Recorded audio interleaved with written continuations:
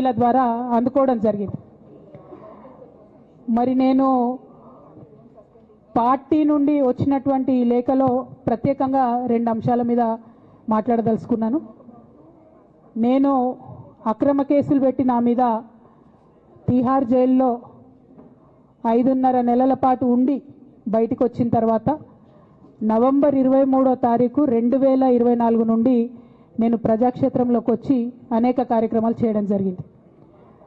మరి నేను చేసినటువంటి పనులలో మొట్టమొదటిది ఒక బిడ్డ హాస్టల్లో చనిపోతే ఆమెను విజిట్ చేసి అట్లానే గురుకులాల్లో జరుగుతున్నటువంటి అన్యాయాల మీద మొట్టమొదటి కార్యక్రమం తీసుకొని నేను మాట్లాడినా.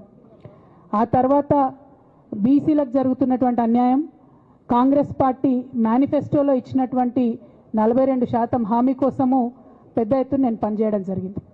అట్లానే మహిళలకు 2500 ఇవ్వాలని చెప్పి పోస్ట్ కార్డు ఉద్యమాన్ని నేను చేపట్టడం జరిగింది. పెద్దవాళ్లకు పెన్షన్లు పెంచాలని నేను ఉద్యమాలు చేయడం జరిగింది. తెలంగాణ తల్లి స్వరూపాన్ని మారిస్తే అట్లెట్లా మారుస్తారని రౌండ్ టేబుల్ సమావేశం పెట్టినాం. బనకచర్లు అక్కడ కడుతున్నారంటే దాని మీద రౌండ్ టేబుల్ సమావేశం పెట్టినాం. ఓవరాల్గా తెలంగాణ ప్రాజెక్టులు, అందుబాటులో ఉన్నటువంటి నీళ్లు, వీటన్నిటి మీద కూడా రౌండ్ టేబుల్ పెట్టినాం. భద్రాచలం దగ్గర 5 గ్రామాలు ముంపు సమస్య ఉంది, ఎవరు పట్టించుకుంటలేరంటే వాళ్ళని పిలిపించుకొని రౌండ్ టేబుల్ సమావేశం పెట్టి ప్రభుత్వం మీద ఒత్తిడి తీసుకొచ్చే కార్యక్రమం చేసినాం.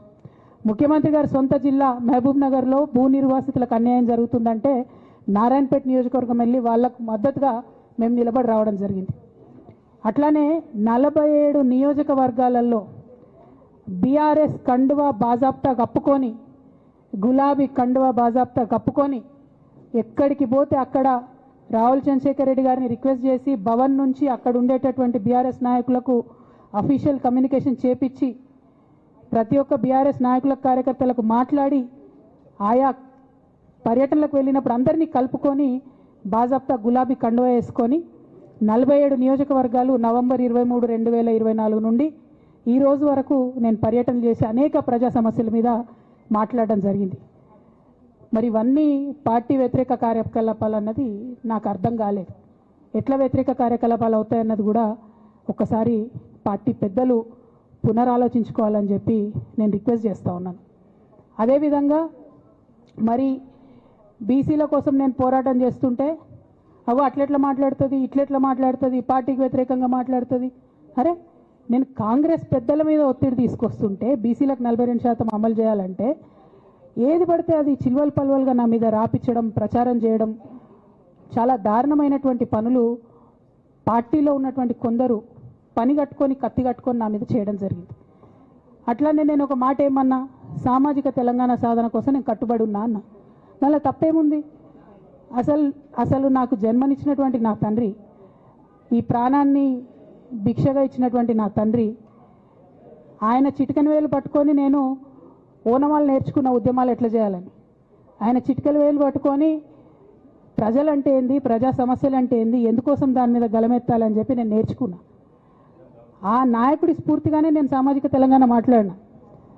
భారతదేశం మొత్తంలో ఇన్ని రాష్ట్రాల్లో ముఖ్యమంత్రులు అయితే 75 ఏళ్ళ స్వతంత్ర భారతదేశం, 79 ఏళ్ళు స్వతంత్ర భారతదేశంలో దళితులకి 3 ఎకరాల భూమి ఇస్తా అని చెప్పినటువంటి ఏకైక గొప్ప నాయకుడు కేసీఆర్ గారు. ఆయన దగ్గర నుంచే కదా నేను సామాజిక తెలంగాణ ఎజెండా నేర్చుకున్నది. బీసీలకు ఎవరు వృత్తి పనిదారులు ఉంటే వాళ్ళకి చేయూతనిస్తా అని చెప్పినటువంటి ఏకైక ముఖ్యమంత్రి కేసీఆర్ గారు. చెప్పినట్టుగా డబ్బులు ఇచ్చిండు కూడా, ప్రతి కులాన్ని కాపాడుకునే ప్రయత్నం చేసిండు. అది కాదా సామాజిక తెలంగాణ? నేను మే 1 నాడు లేబర్ డే రోజు మాట్లాడితే దాన్ని చిల్వల్ పలువలు చేసి సామాజిక తెలంగాణ పేరుతోని కవిత పార్టీ పెడుతుందని చెప్పి నేను నిన్న చెప్పిన 2 పేర్లు పని కట్టుకొని నా మీద దుష్ప్రచారం చేసిండ్రు. నేనేమైనా తప్పు మాట్లాడినా? బీఆర్ఎస్ పార్టీ వ్యతిరేకమా సామాజిక తెలంగాణ నినాదానికి? బీఆర్ఎస్ పార్టీకి సామాజిక తెలంగాణ అవసరం లేదా? భౌగోళిక తెలంగాణ వస్తే సరిపోతుందా?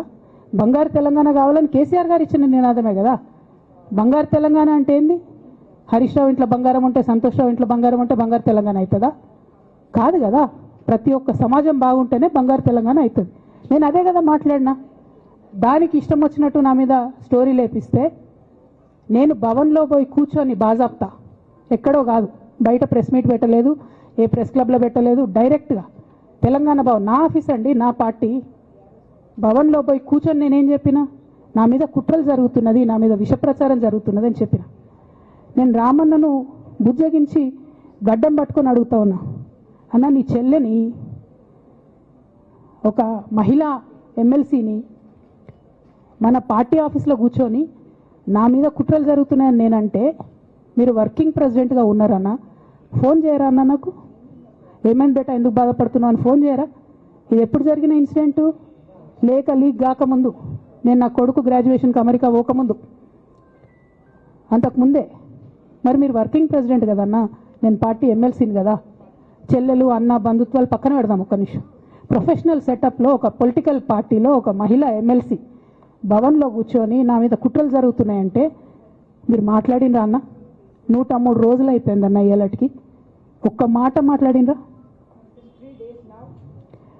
కేసీఆర్ గారు దగ్గర నుంచి కమ్యూనికేషన్ రావాలని నేను ఎక్స్పెక్ట్ చేయలే. వారు పెద్దవారు, వారికి అనేకమైన పనులు ఉంటాయి. మొత్తం పార్టీని ఇప్పుడు పునర్నిర్మించుకోవాల్సిన అవసరం ఉంది. తెలంగాణకు జరుగుతున్నటువంటి అన్యాయాన్ని వారు ఎప్పటికప్పుడు దిశానిర్దేశం చేయాల్సిన అవసరం ఉంది. కానీ వర్కింగ్ ప్రెసిడెంట్ గారి దగ్గర నుంచి ఫోన్ రాకపోవడం మాత్రం ఒక మాట అనిపించింది నాకు.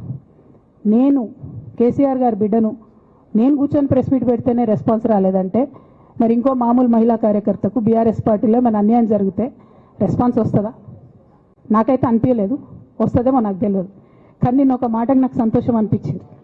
నాకు నోటీస్ రాగానే అక్కడ మహిళా ఎమ్మెల్సీలు కూర్చొని, మహిళలందరినీ కూర్చొని, ఫస్ట్ టైం అనుకుంటా భవన్లో 5 మహిళలు కూర్చొని ఇండిపెండెంట్గా ప్రెస్ మీట్ మాట్లాడింది. చాలా సంతోషం. ఇటువంటి అంతర్గత ప్రజాస్వామ్యం రావాలనే నేను కోరుకున్నా. మహిళలకు, ఎస్సీలకు, ఎస్టీలకు, బహుజనులకు కోటరీల అడ్డంకులు లేకుండా యాక్సెస్ రావాలి, అది మైక్కి యాక్సెస్ రావాలి, బాస్కి యాక్సెస్ రావాలనే నేను అనుకున్నా. అది జరిగింది, చాలా సంతోషం. దాన్ని సస్పెండ్ చేసినాక అయినా పర్లేదు, కానీ జరిగింది.